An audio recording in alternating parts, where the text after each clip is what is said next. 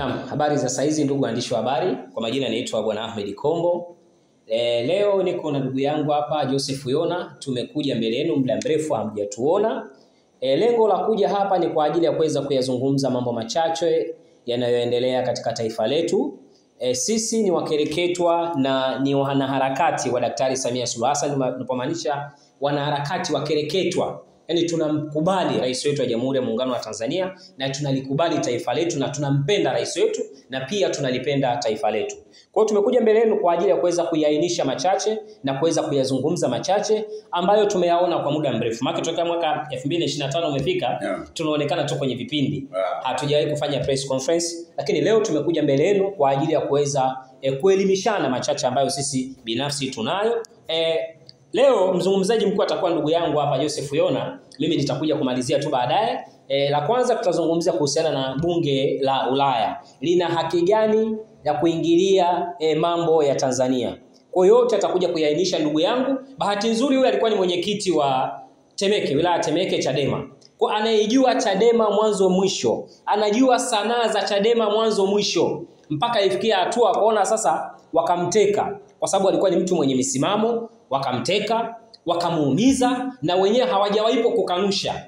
Na maana ni kitendo ambacho wao binafsi walikifanya kweli. Sasa kuna hoja nyingi sana hapa ambazo tutakuja kuwauliza baadaye na yeye binafsi atazungumza. Mwisho wa siku wa Tanzania tusiyumbishwe na makundi ama na magenge ya wahuni. Tusiyumbishwe na mihemko ya watu wakisha kuwa sehemu fulani, kwa sababu hiyo ni mihemko. Kwa ndugu yangu Joseph Yona, nikuachie nafasi ili uweze kuwaongea na Watanzania kwa kile ambacho tulichokiandaa kuhusiana na bunge la Ulaya. Nashukuru kwa sababu umeshasalimia. Tuko hapa kwa ajili ya kuiprotect nchi yetu. Sahihi. Unajua hili taifa ni la kwetu. Kabisa. Hili taifa ni la kwetu.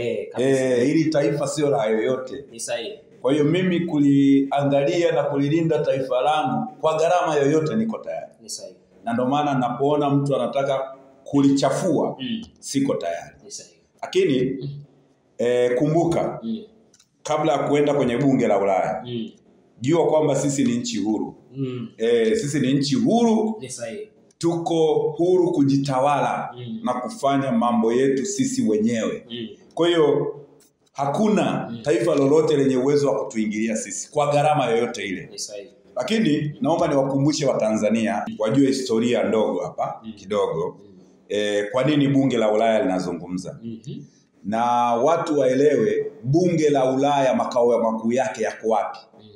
Lazima Watanzania wajue bunge la Ulaya makao makuu yake yako Ubelgiji. Watanzania wanatakiwa wajue leo bunge la Ulaya makao makuu ya Umoja wa Ulaya yako Ubelgiji. Kwa hiyo Tanzania wakishajua hilo tu, kwanza watapata picha ni nini ninachozungumza. Kwamba hawa Ubelgiji hawa walijiassociate na Tundu Antipas Lissu muda mrefu sana.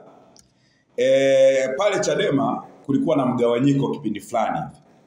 Chadema iko na mlengo wa vyama vya kisiasa nje ya nchi. Ukienda pale Ujerumani kuna chama cha CDU, Christian Democratic Union, ambayo ile Christian Democratic Union viongozi wake ndio wanalilidi bunge la Ulaya. Sasa wale Christian Democratic Union